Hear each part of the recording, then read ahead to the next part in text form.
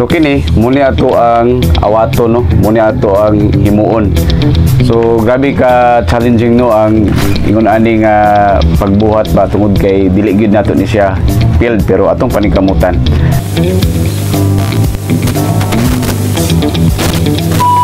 Mga ka-farmers, so karon mga ka-farmers atong activity karon nga atong pagabuhaton. Pagbuhat ta og atong kagulingon nga egg incubator. Natay na order no sa online.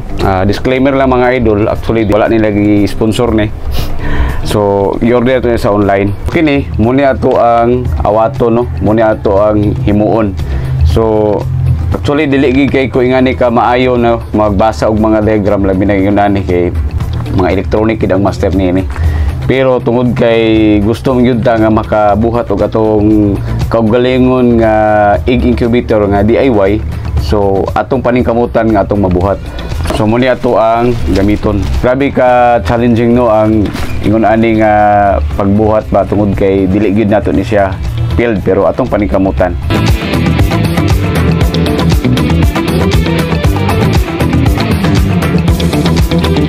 Karon ato na ni ang tingon gamit na niya po ang cutter.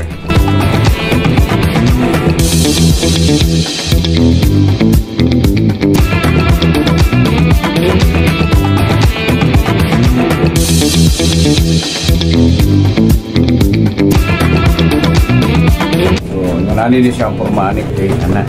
So, makita na to dito sa ilalom ang mamonitor na to ang atong itlog na itong i-incubate.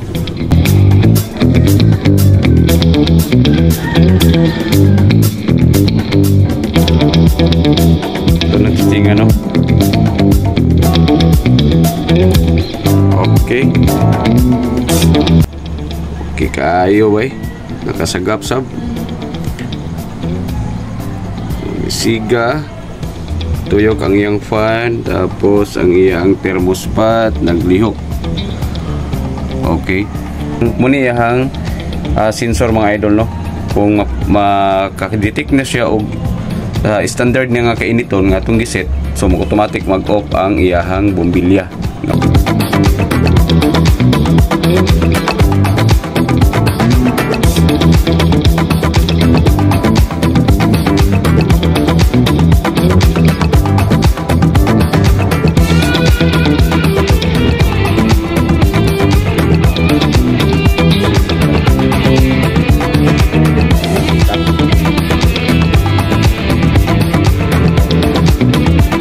Itaw dato ang iyahang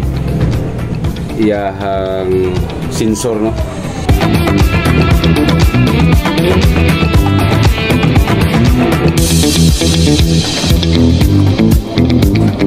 Okay, ito lang testingan atong DIY nga incubator.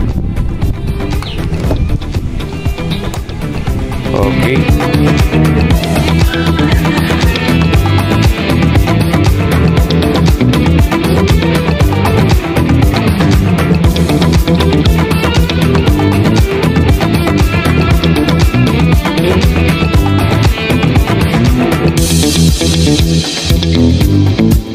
Muna niya itong DIY nga egg incubator mga ka-farmers no.